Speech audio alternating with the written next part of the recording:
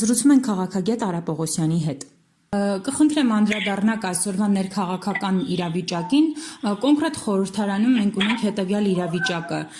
կա իմպիչմենտի առաջարկ, որին կարծես թե այսպես համաձայն չեն ընդդիմադիր քաղաքական ուժերը, գոնե նրանցից մեծ մասը,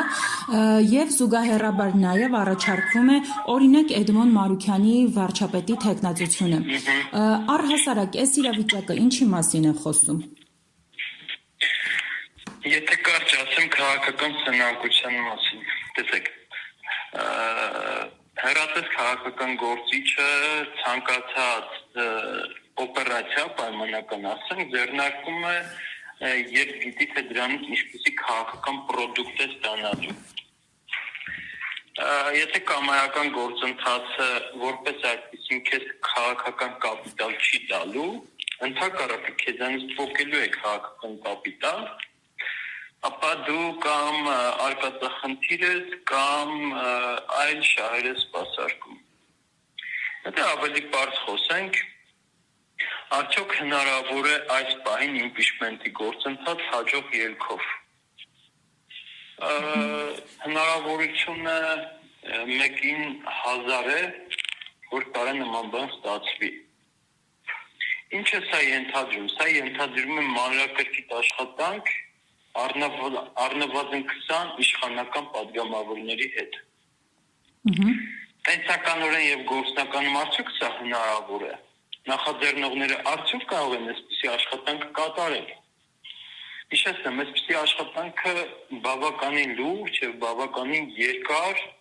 ժամանակ պահանջող աշխատանք է, հստակ ռազմավարություն ունեցող աշխատանք է, որի բացակայությունը ընդհակառակը կարող է ոչ միայն վնասել, այլև կործանարար լինել տվյալ գործընթացը ձեռնարկողների համար։ Ես վստահ եմ, որ այսպիսի աշխատանք չի կատարվել եւ հույս ունենալ, որ ընդդիմադիր երկու խմբակցությունների եւ գումարած երկու նախկին իշխանական պատգամավորների ձայները բավարար են իմպիչմենտի գործընթաց հասնել ավարտին, ծիծաղելի է ընդամենը։ Եթե ընդամենը խնդիրը այն է, որպեսզի այն հասնի առանձին նիստ հրավիրվի իմպիչմենտի գործընթացի համար, որտեղ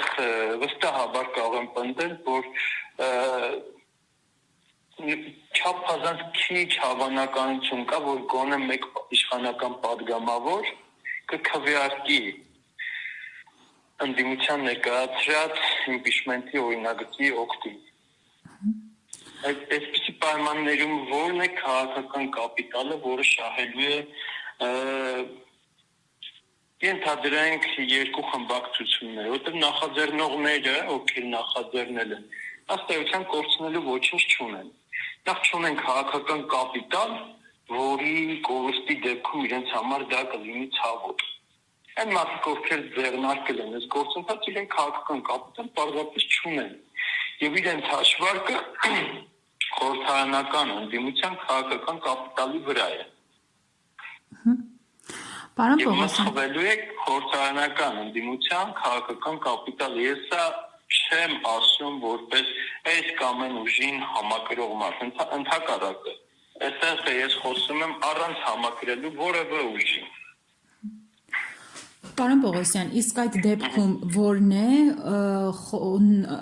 նոր ընտրություններին գնալու այլընտրանքը։ Այսինքն ստացվում է, եթե այսօր չկա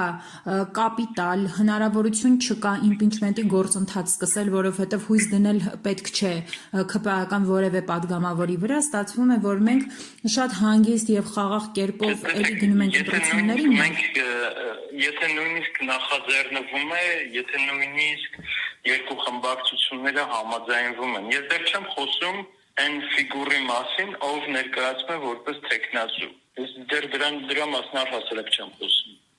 Ես խոսում եմ ենթադրենք մասնակցում են։ Հետո իսկ բանը ձախողված նախաձեռնություն է։ Իսկ այդ դեպքում դուք որպես քաղաքագետ ինչ այլընտրանք եք տեսնում ընտրություններին գնալուն, որովհետև հասկանալի է, չէ, եթե մենք հանգիստ գնանք ընտրությունների, հավանականությունը շատ քիչ է, որ այսօրվա իշխանությունը չի օգտագործելու իր ռեսուրսները եւ նորից չի ընտրվելու, վերընտրվելու։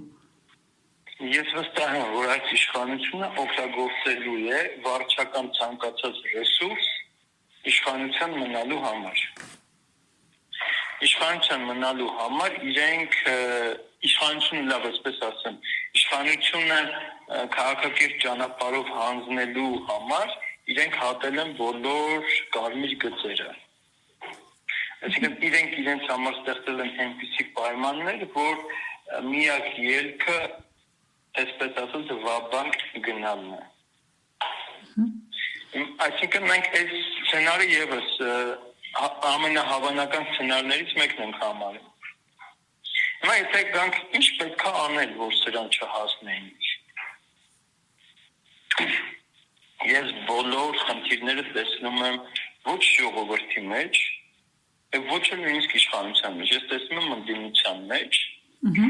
որը ի վիճակի չի եղել եւ ի զորու չի եղել, այնպես անի, որպեսզի ժողովուրդը այսքան ձախողումներից հետո ընկալի հասկանա, ընդունի, որ այդ իշխանությունը լավագույն իշխանությունը չի, որ ունի եւ այս իշխանությունը պետք է հեռանա։